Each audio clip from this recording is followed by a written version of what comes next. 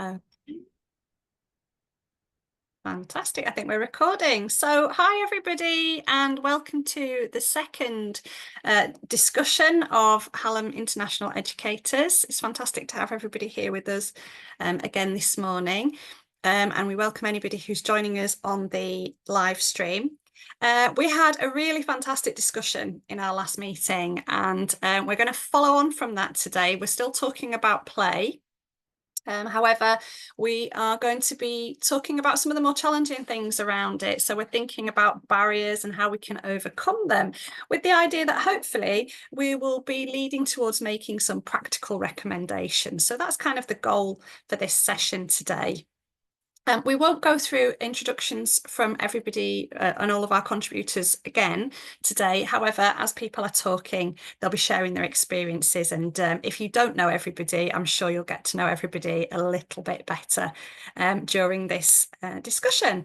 So I'll just give a little recap, first of all, if that's okay, about what we did discuss last session. So we arrived at a really strong consensus that amongst everybody really, that play is something that should be very highly valued, that we could see so much potential within that for children to learn and meet their full potential, but also that it has really good value in terms of health and well-being, positive mental health.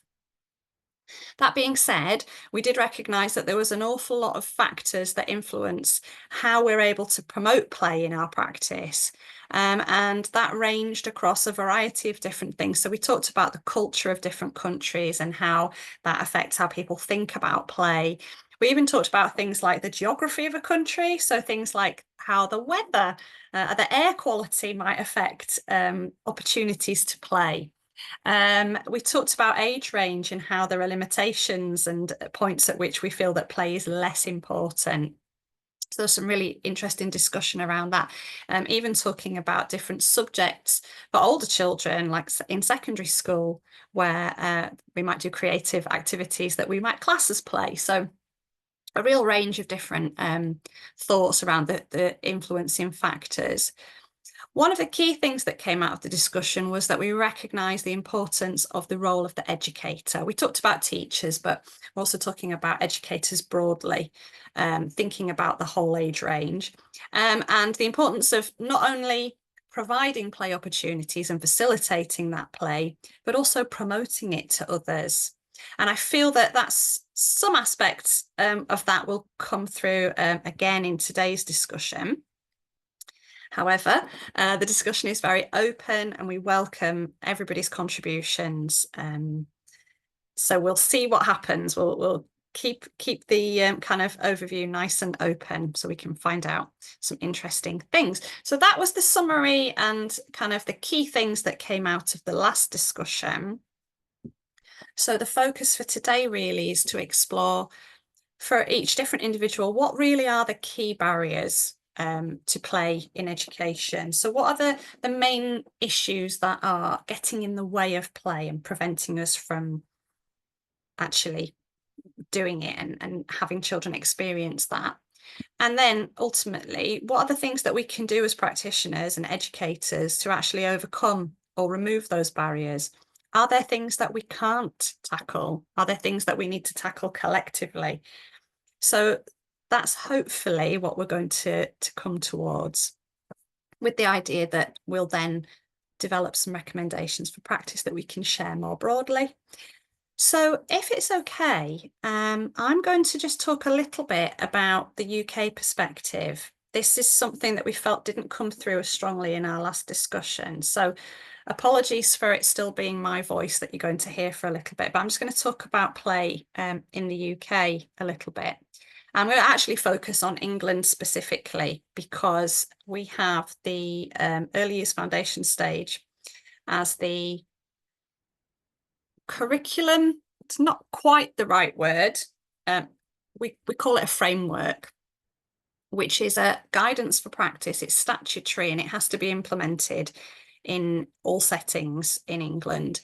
And I'm talking about that because it's possibly the most influential thing in terms of how we develop what children are doing on a daily basis in the settings that they're in. So it covers the age range of 0 to 5, which means it covers things like local authority settings, private daycare settings, childminders.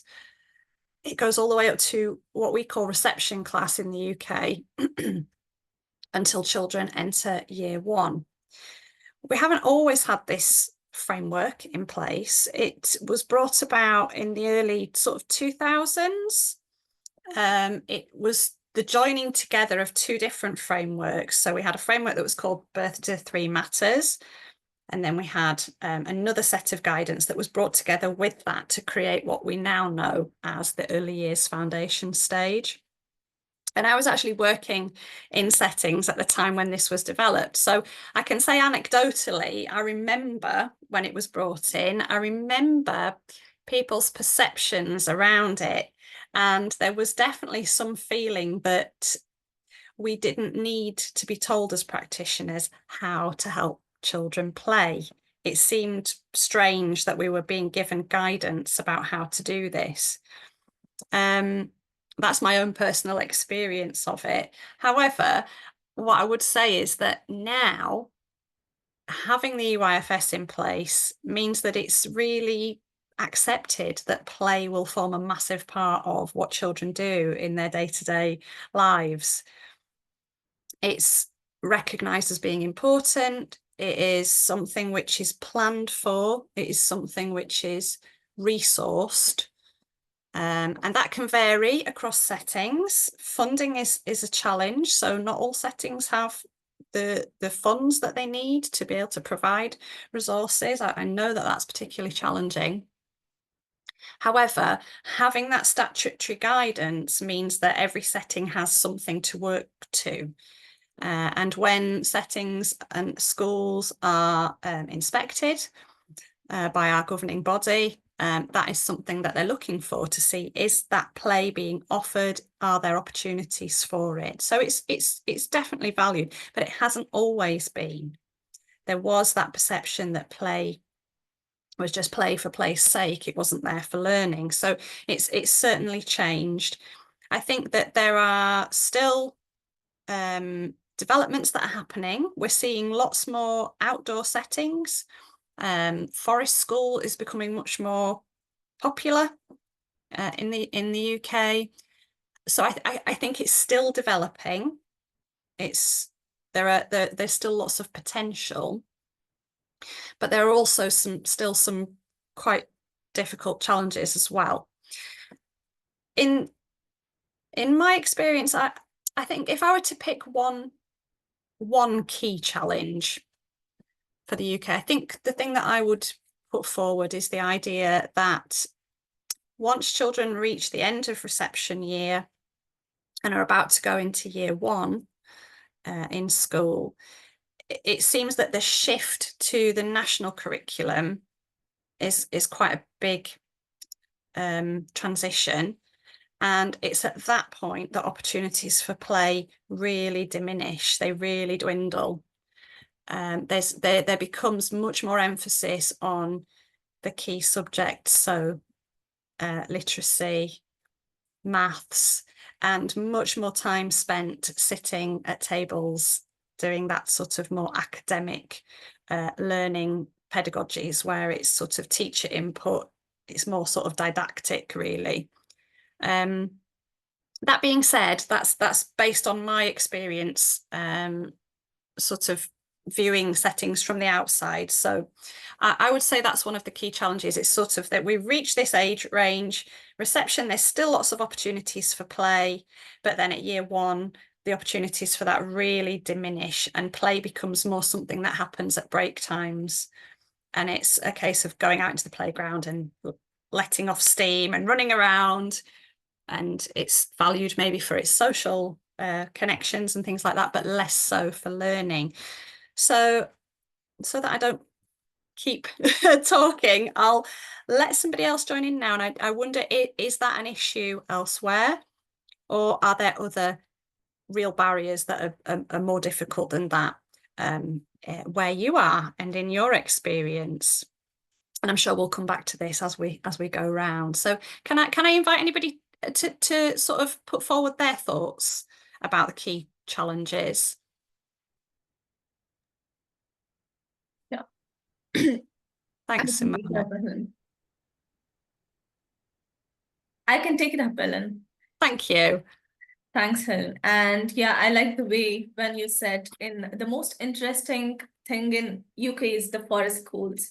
So, in India, if I have to talk about India, we don't have a concept called as forest school more here. So when I explored the forest school, it's a very interesting one where the kids mostly get a chance of learning the life skills. So that is something that can be, you know, even practiced in India as well. So, yeah. And if I have to talk about the key barriers for play in education, so I would like to talk within the framework of the National Curriculum of India, which is CBSE. We call it as Central Board of Secondary Education in India. So the main challenges that we see, the most important challenge is that the traditional mindset. So in India, it is a strong belief in rote learning and traditional method. So basically, it can hinder the acceptance of play-based learning approaches. So I personally use the activity-based learning approach to my school, but still we have got the challenges. So that is the traditional mindset of parents and educators, where we mostly prioritize the academic performances over the play.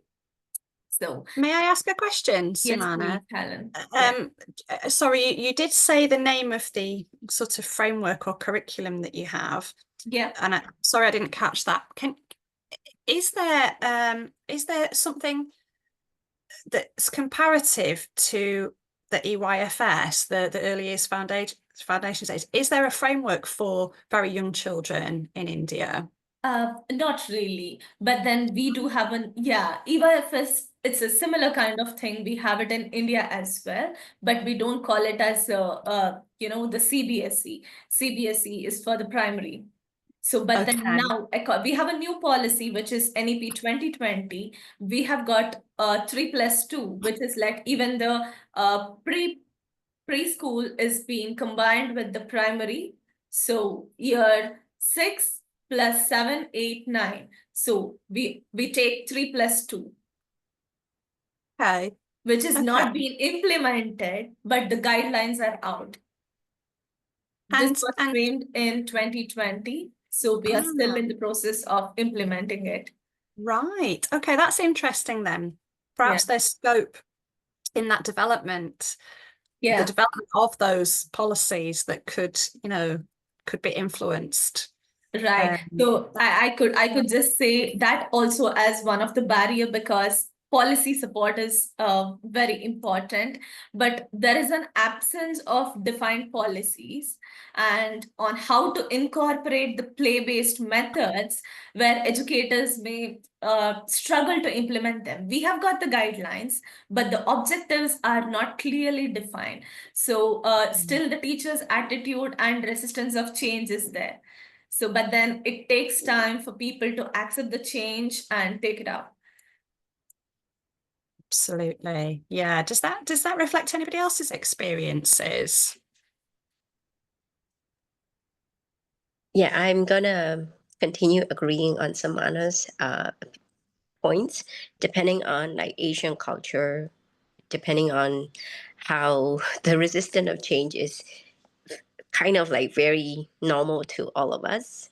So like parents' point of view, teachers, that those are very common to us as well. But since I work in international school, it's a little hard for me because I'm kind of in between. I can't speak so much about the curriculum of like in general of Myanmar. So but in terms of like culture, And in terms of the last time when I mentioned about the school settings and the weather and things like that. So in terms of school setting, even in government schools or including in international schools, I feel like the setup is not for this learning base. It's not really supportive enough. Even though we might have like playground in school, but that is only for recess time, or you can use it for other activities, but that is not embedded with your class schedule or your daily sort of like teaching act, Right. I feel like it should be embedded, because I noticed that one school when I worked part-time in the UK, in England, most of the primary school classrooms are um, attached to an area where they can just be safe and children can be go about outdoor anytime they want. It's not it's not Absolutely. just the Yeah. classroom and the playground is separated. It's always attached to each class.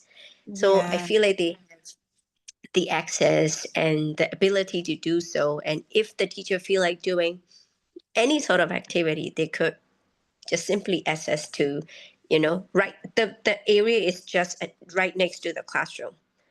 They are all Absolutely. attached. So that Yeah. that makes so much, like encouraging to the teacher, also giving so much freedom to children to think or do some sort of creative play or any kind of thing. But if you're putting them in this classroom, it's I feel like it's really limited for them. You feel like it constrains them somewhat. Yeah. Yeah. I think just to go back to what I was saying before about like in the UK, how things changed, that idea of having full access to outdoors, that really did kind of flourish in the sort of like 2000s, towards the back end of the 2000s, and lots of That settings. was my question, Helen. I was wondering whether when you said that 20 years ago, when the government was trying to embed all this, do they also ask or kind of plan in every school to have this kind of setup? I Yeah, wonder what the classrooms will look like 20 years back. yeah, I think there would have been many more settings that didn't have direct access, and there was lots of alterations that were made. So what you're describing sounds so familiar to me. The idea that you might have a classroom with a door that opens out onto an area that might have a shelter over it, so that typical English weather, of course, that we can still be outside even if it's raining. Raining. But another difficult thing is that a lot of the schools in England are based in very old buildings. And so adaptations definitely had to be made so that children could access. And that is still actually a challenge for lots of settings.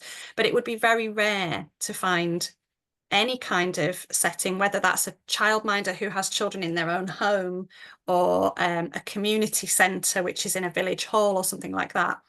They will always strive to have access to outdoor play facilities, however small or whatever that is. I think possibly that has given rise to the like the development of the forest school ideas and the outdoor settings as well.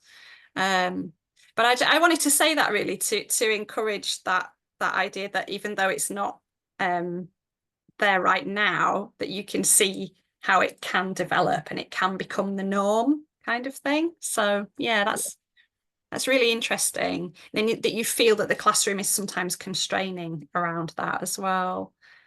Yeah. Thank you. Thank you for that input.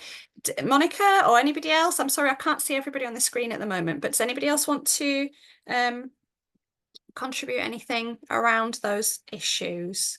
Hello, Helen, do you hear me? Yes, thank you, Nue. Yeah, let me continue this. Actually, what Mimi said is quite complete. I just want to expand a bit more about that. For me, like sir, I want to expand about uh, the pressure from the exam is a barrier to the play-based learning in Burma. Yeah. Actually, there are so many challenges about the play-based learning, but I want to focus on that.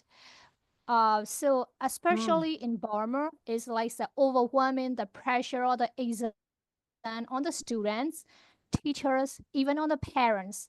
So because the entire education system include test score, ranking, and the rote learning method, and then leaving the very space for the interactive, created, or the place-based approach. So firstly, so in Burma, even the children around like 5 or 6 year old, they are introduced to the formal education. So this one is really focused on the memorization and academic performance.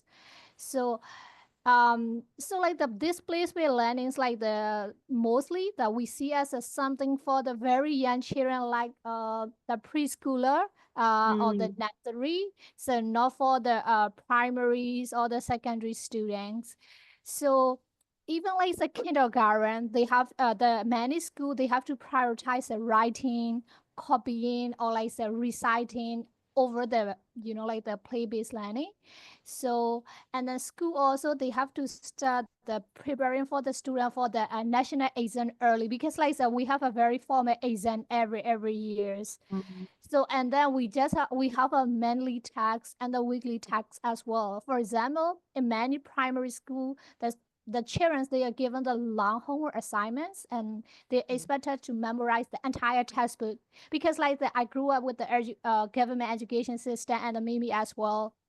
And the teachers also, they had the pressure, and because they have to complete their syllabus, because like they already have a timeline.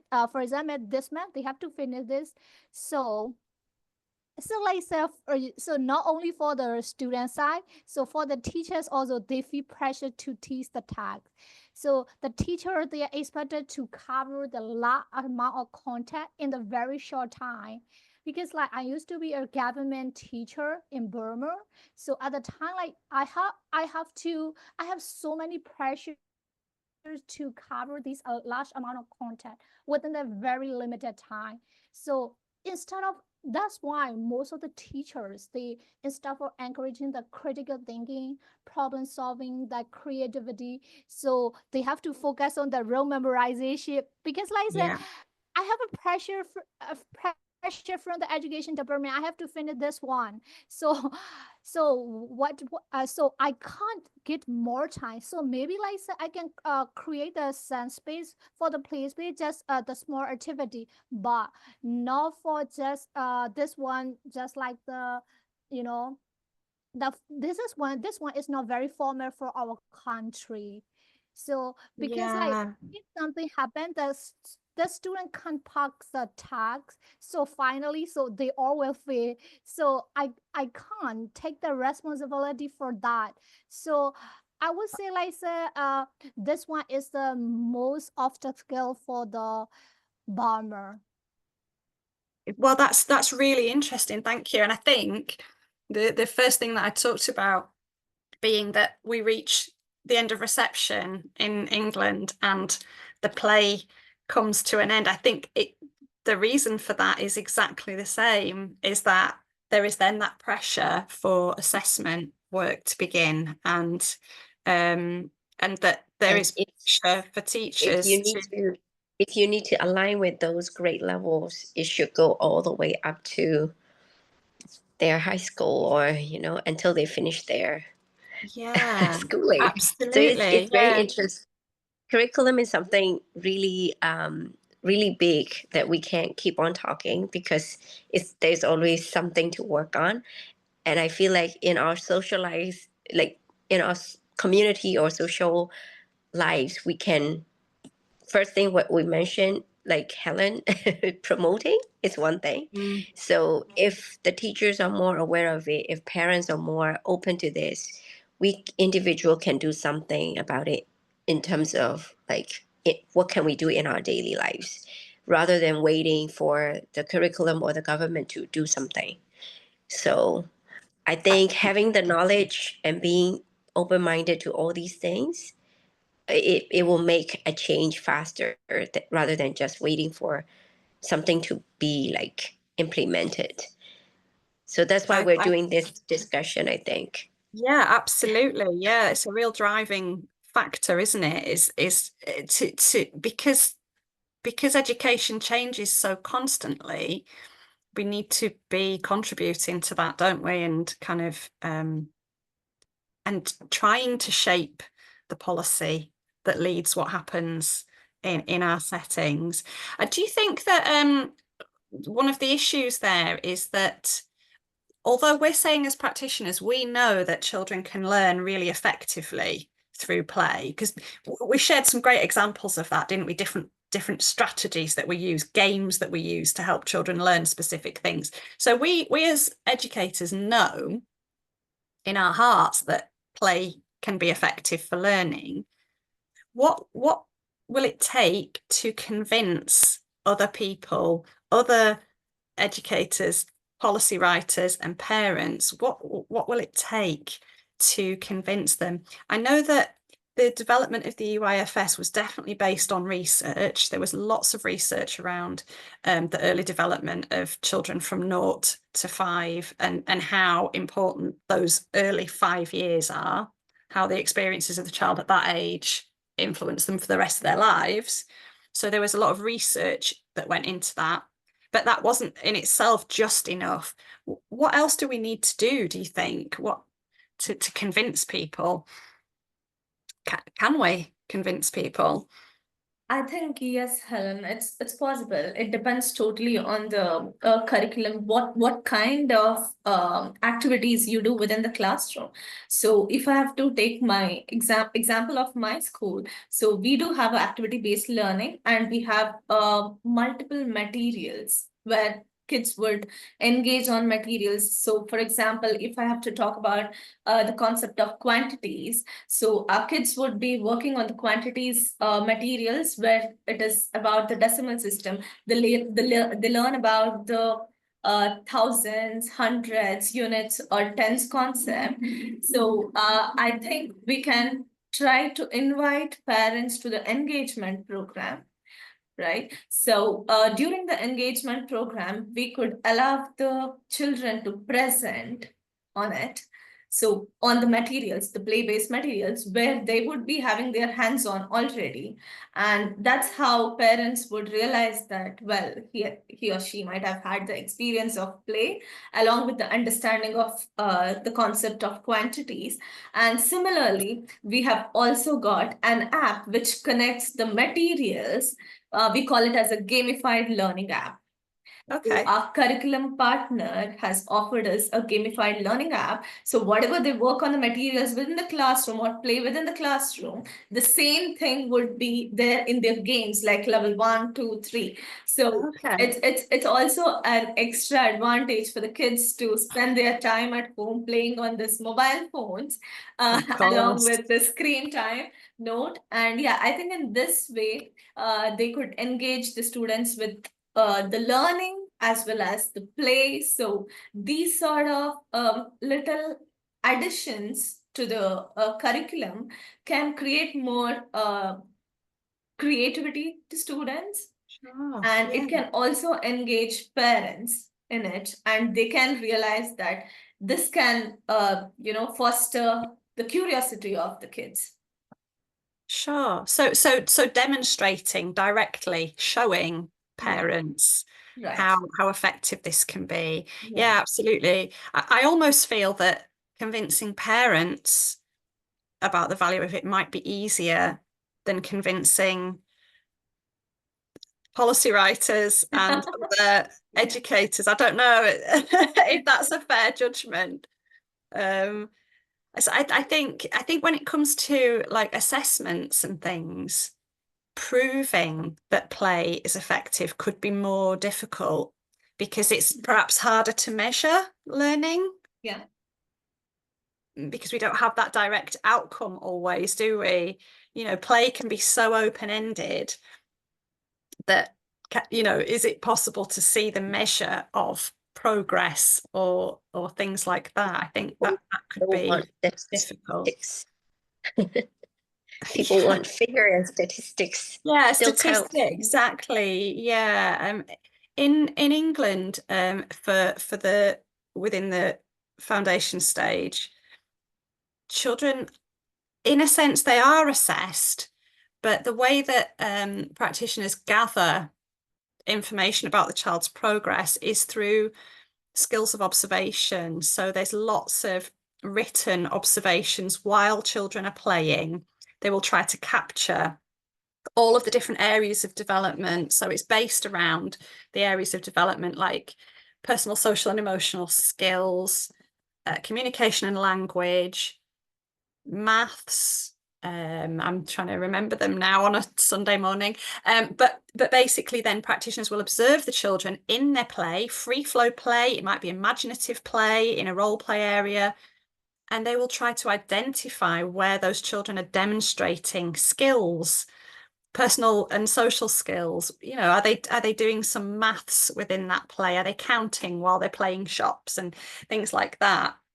So a lot of it is down to the skill of the practitioners in recording this, and then they will collate that information. We use, I think, lots of settings use apps now to record things onto an iPad or whatever. It's not all handwritten anymore.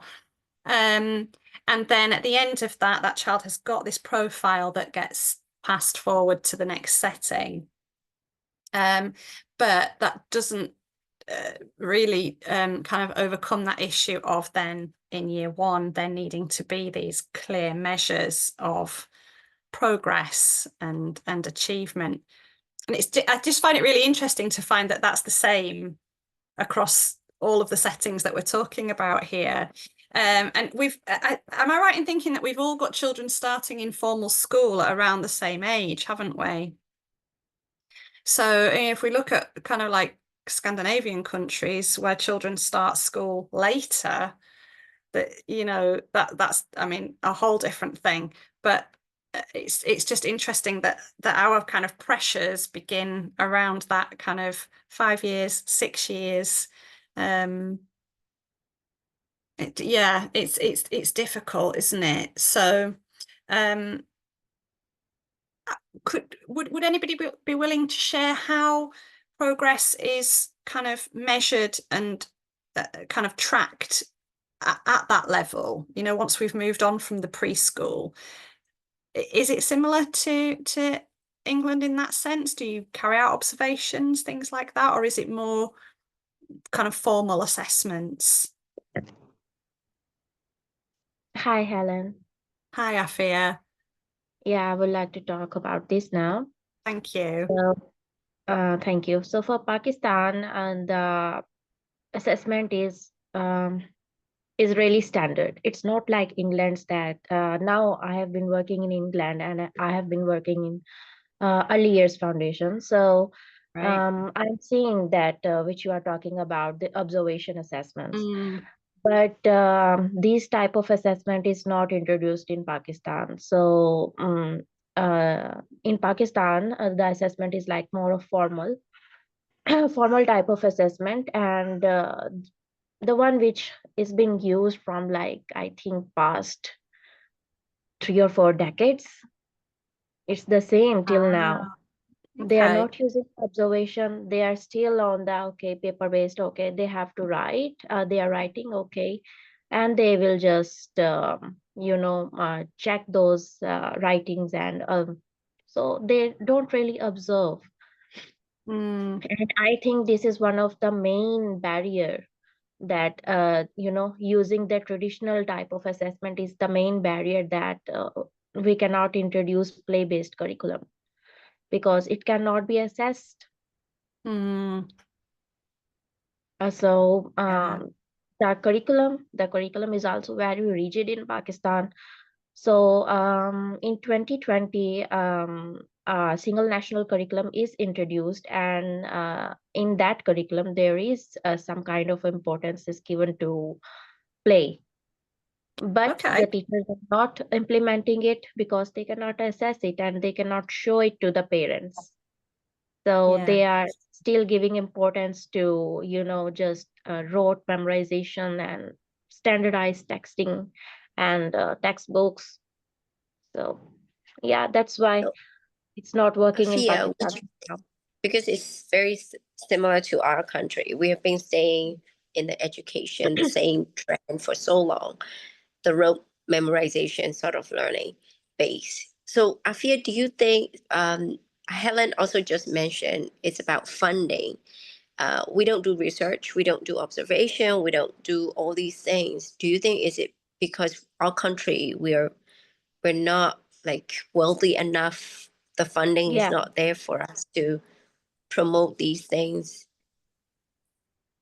Yeah, maybe it's quite similar with Pakistan because we are still a developing country, so we don't have the type of funding which is needed. We don't have the resources, and many schools, especially in rural and unprivileged communities in Pakistan, do not even have resources to buy toys and plays equipment for their children. And additionally, limited funding to these schools from investing in materials like that, it prevents them. And it's quite similar with India and with Myanmar. And I think it's except in China, it's all in the Asia that there is a really lack of resources in our countries, and that is a really big barrier. And same as in Pakistan. Yeah, totally. Same. Oh, That's really so- insightful. Sorry, go on, Monica. sorry, Helen. Go So it ahead. was very nice, like listening to everybody. And yes, I do agree with Afia and Mei and Nive about how the curriculum is set up and how the assessments are so standardized.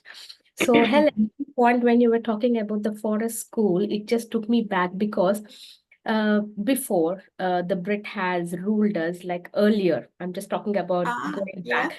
This was this system called Gurukul system, where we Indians used to learn like in the forest, like all the children would be going to the guru. He will be in his own place. There will be a setup. They leave their parents and they go there and they will be learning the different kind of skills, and they will be living in the forest literally. And Yes. that is how the kings and all, if you just go back and if you just in the Google about the Gurukul system, Mhm. you will find it very interesting. I wonder what happened afterwards. Later it's become this the education Hmm. system has become so serious. They have the teachers or the people who are making the policy makers, they have just taken it out separately, where if you find you learn so much about the history, about the kings ruling, invading, these all learned from forest system, like the forest school setup. That's was very interesting. Yeah. And It's when so Meme was telling, interesting. yeah, that was. And one more thing, like when Meme was telling how classrooms were 20 years back, I wonder, like, yeah, there was a tremendous change in the classroom setups. And the challenge about the India is even the curriculum has been changing a lot. So earlier, when I studied, I was telling you about like I had one curriculum, ICSE, and then CBSE and SSE. These were the three curriculums mainly. And there Mhm. was no play-based system. So we have like from 0 to 3 years, we have one kind of a setup where the children would just simply learn play-based. But after 3 years, I feel strongly they get into the mainstream school, the primary.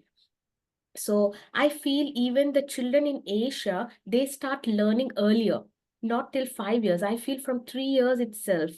I have that thing. And one more thing, yes, Nive was telling about how we're going to see the child's learning. Yes, from 5 to 6 years itself, it is like memorizing, lot of focus on writing, copying, and reciting. And yes, and it definitely gives a lot of pressure on the teacher. So keeping all this, like I have a few points about the main barriers about in Asia, because main thing is number of students per class. Even if the teacher want to do something, she cannot give herself, like, for example, there'll be minimum of 20 students to a maximum of 45 in a class. And depending upon the curriculum, it keep changes. For example, if you come to an IB curriculum in India, it's been recently being developed, International Baccalaureate, and then GCSE, sorry, what's that one? The Cambridge curriculum. These are the new curriculums India is adapting, and it is because it is still developing. You could see a little bit of change. They are like the setups have been made, the buildings are being constructed in such a way where they can include this curriculum. And Meme said one thing that was a very interesting point: a classroom attached to the playground. Yes, that does make a real difference. If the child could just simply go outside after one class, do the activity based outside and then come in. Yes, that was a very interesting recommendation that could be for all the early years. It should be something, a classroom along with that overhead shed you were talking about, Helen.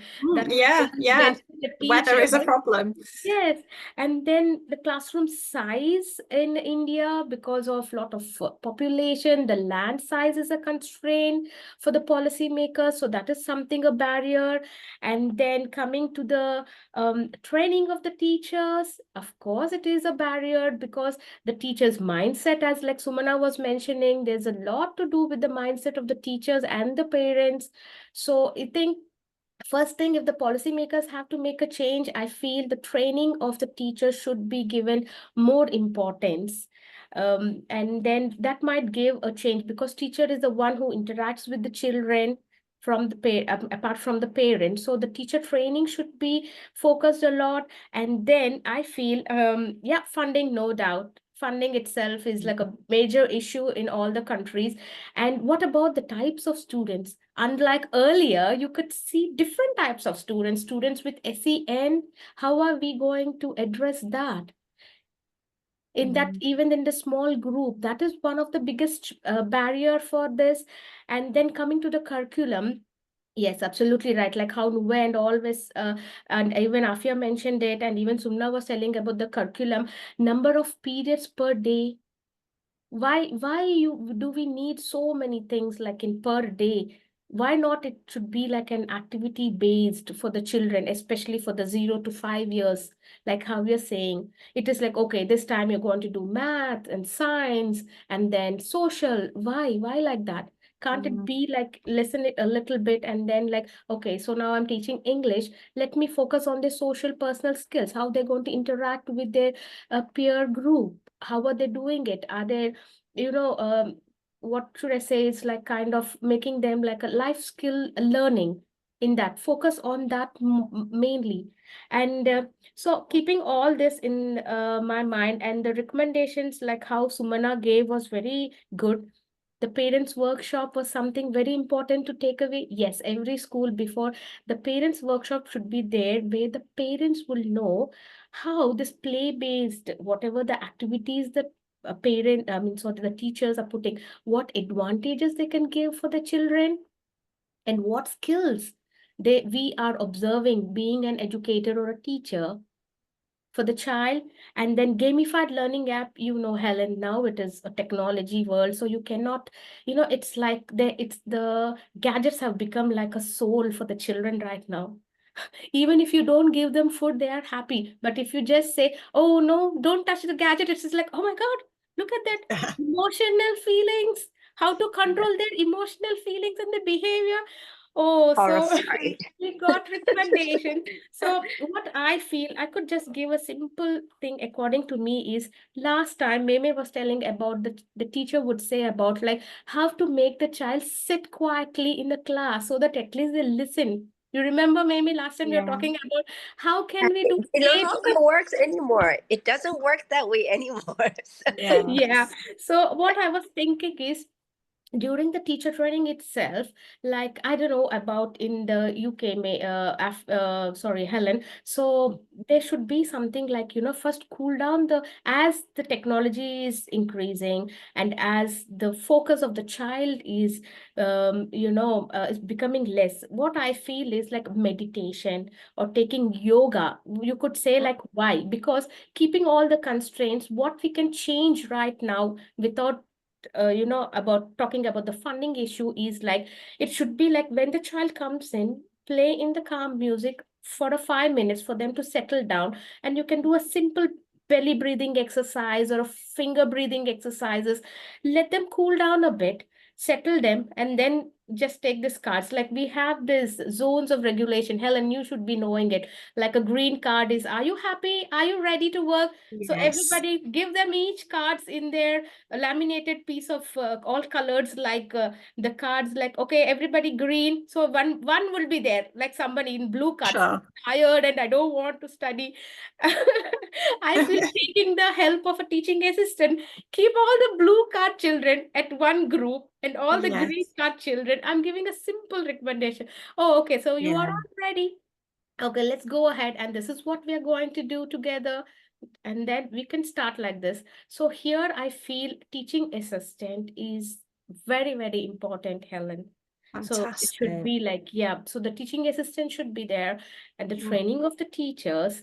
And because we can't do anything much about the class size, especially in India, we could at least Yeah. take the external support, like, the teaching assistant, very good. And there should be kind of an observation exam, not examiner, like how we get for the examiner. I don't know what word should I say.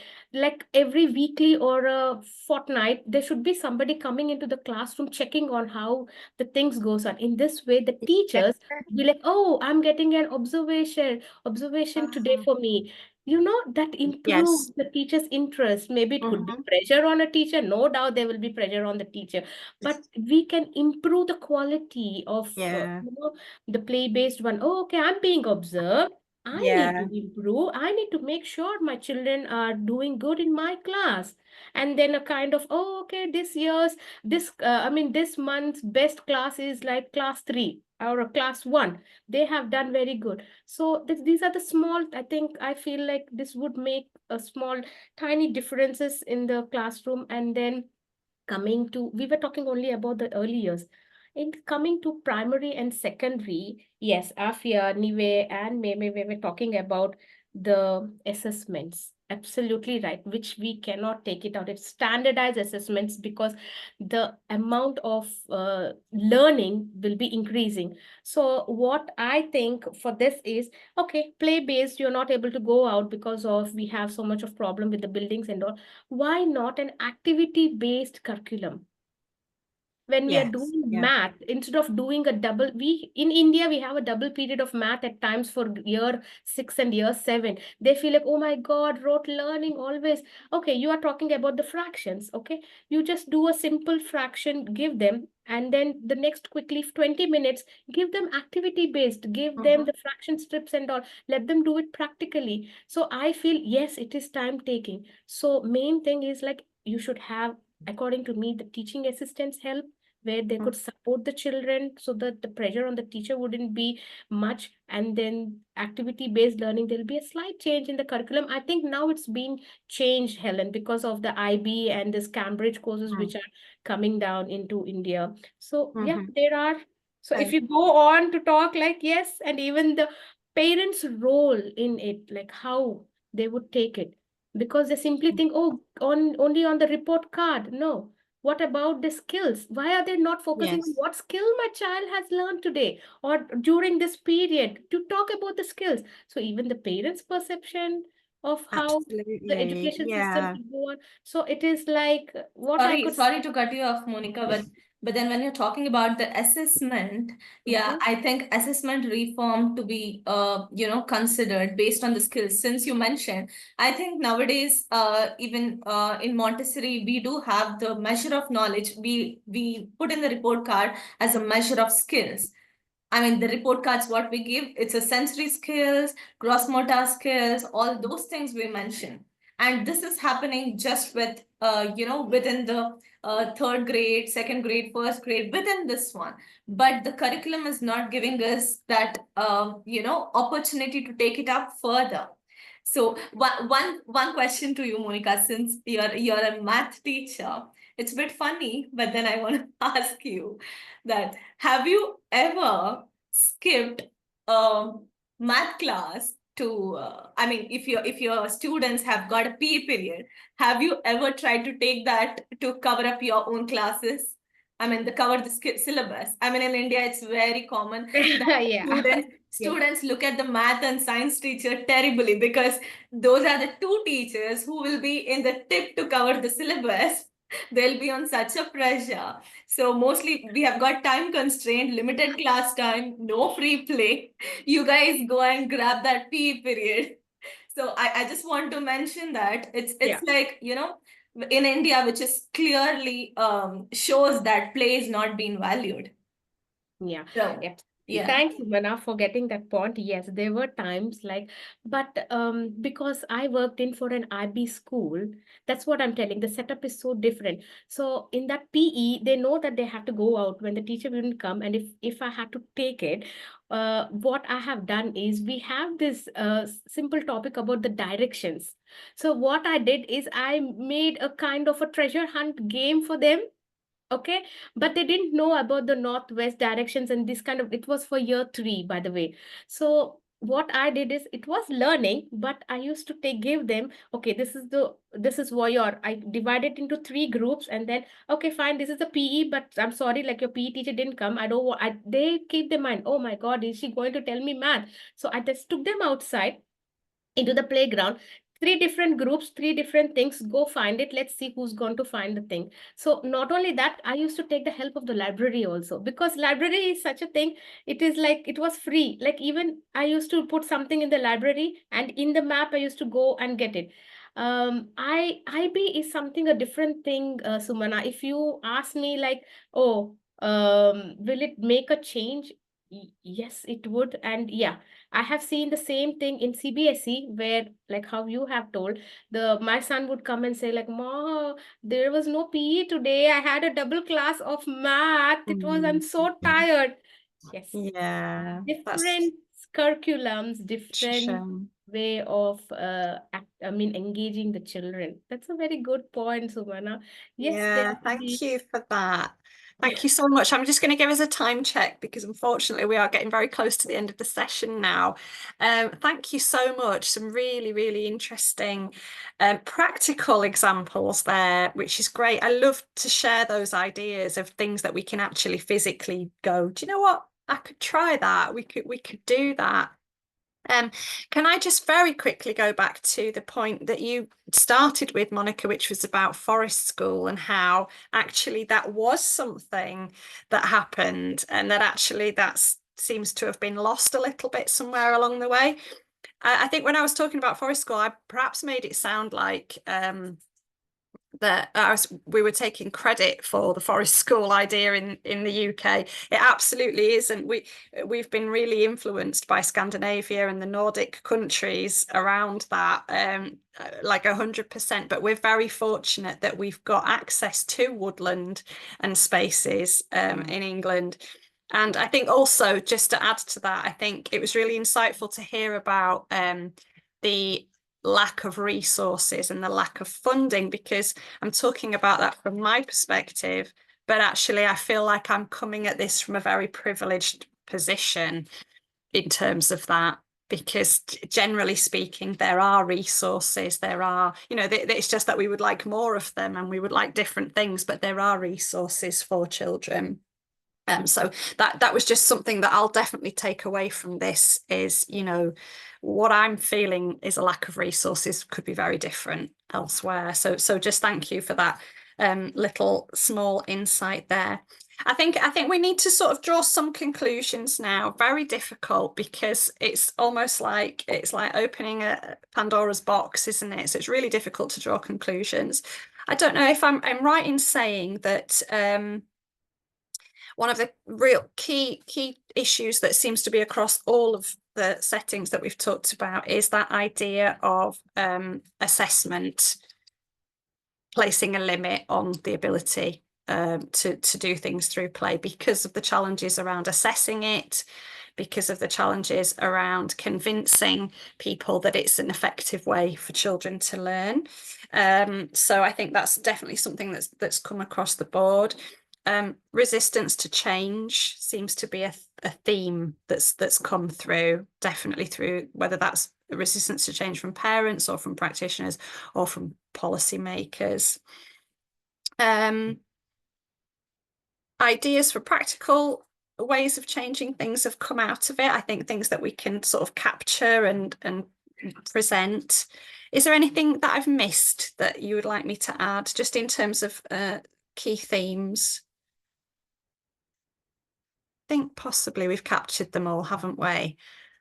Okay, that's great. So I'll just mention plans for the next discussion that we have. We're hoping to get a guest speaker who has some practical experience and is very sort of setting based, that could speak to us to kind of to close off this topic of play with a real positive kind of conclusion, because we want to be sharing ideas. We're recognizing that there's a lot of challenges. We're recognizing there's a whole lot of work to do. We're recognizing that we need to have a voice in that, but let's have something really positive and share some really good practical experiences. So that's the plan, hopefully, for the next session. We will keep everybody posted about that, and we'll invite everybody, if you've been on the live stream, to contribute on the Facebook, comment, tell us what your thoughts are about this, and share your experiences as well. Okay, I think that's us done for today. Thank you very much to everybody for your contributions. It's been really interesting. Thank you, Helen. Thank you, Helen. Time is a constraint here as well, but then yeah. Yes, always. As usual. Always. Yeah. Okay, Thank thank you, you, everybody, everyone. and see you next Bye. time. Bye. Bye. Bye. Thank you. Bye.